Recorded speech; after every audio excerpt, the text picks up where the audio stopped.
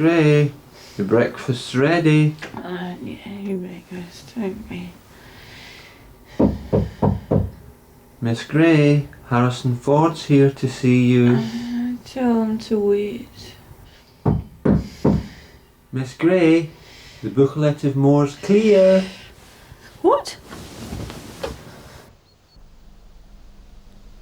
A surprising event indeed, since Glen Co is not exactly renowned for clear sunny weather.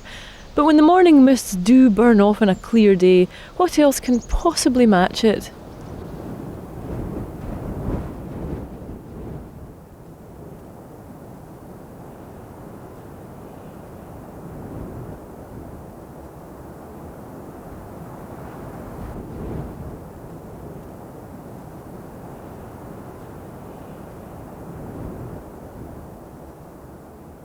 Oh, the Buachaille, what a gorgeous lip-smacking mountain it is, rising majestically out of the western end of Rannoch Moor. It might as well have a sign on it saying, "Climb me." Mind you, the cliffs that you can see do look as though only an E7 grade rock climber in tights could get up it, but I am assured that there is a path that even stumbling buffoons like ourselves may reach the top easily by.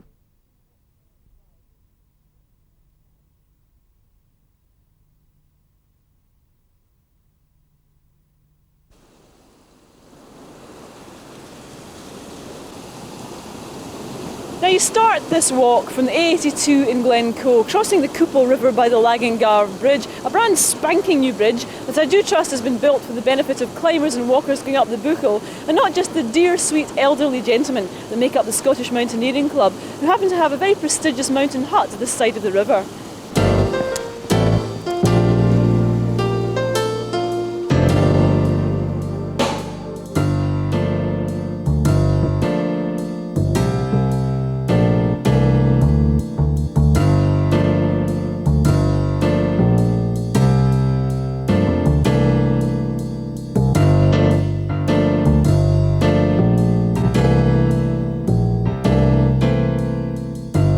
The path starts gently and gradually gets steeper as it climbs up the corrie. Despite that, this is still the easiest of the Glen Co hills in terms of time and effort. Just get your head down and you'll be out of the corrie before you know it.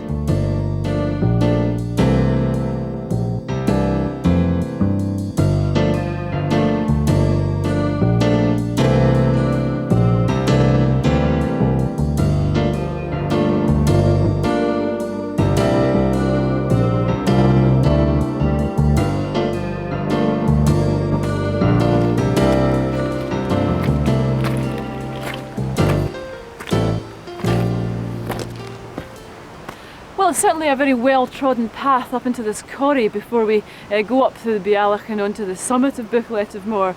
In fact, if it's solitude you're after, then don't think about coming to Glen Co at the weekends, because the pubs are full of tartan-shirted lads consuming as much real ale as their bodies can possibly hold. The car parks are full, and sometimes it's standing room only on the hills. However, there's a reason for that, and it's because Glen Co is completely magnificent.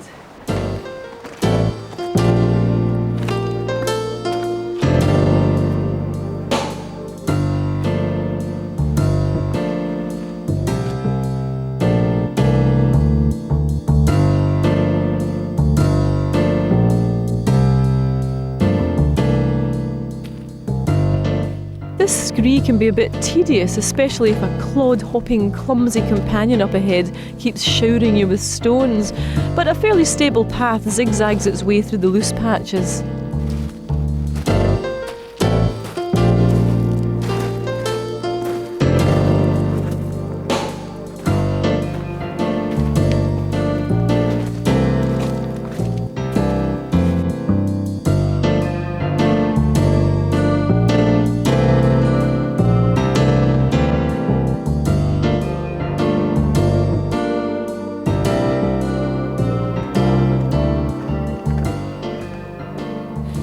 Master the scree, and it brings you out onto this fantastic ridge, because Buachaille Etive Mòr is actually a ridge of 5 peaks. 4 of them stretch all the way up Glen Etive, and the one that we're going to do, Stob Dearg, is up here to the left. Now this is the absurdity of the Munro tables, because these 4 peaks are all over 3,000 feet, yet you can't tick them off in the book, but that's a fantastic ridge walk to do if you've got the time. However, we're only after the ticks.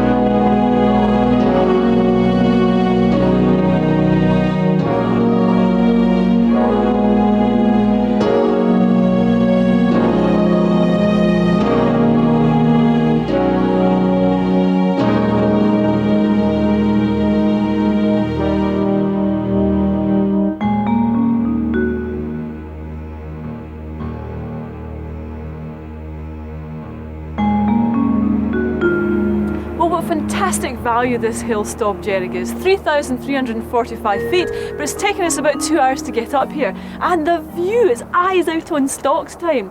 Behind me are the White Corrie's ski area. They seem to be extending that just now.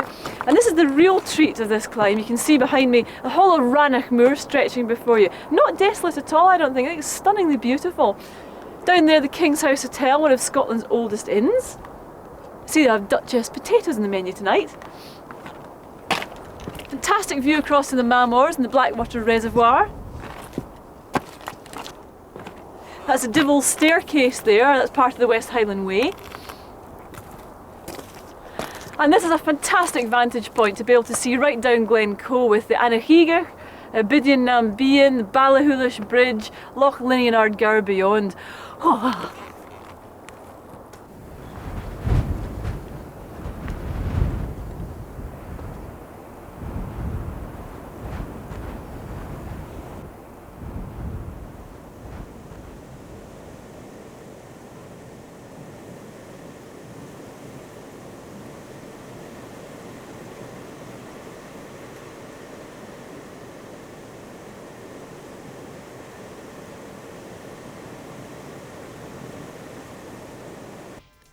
Next week it's the ultimate Munro. We go to the island of Skye to face the inaccessible pinnacle.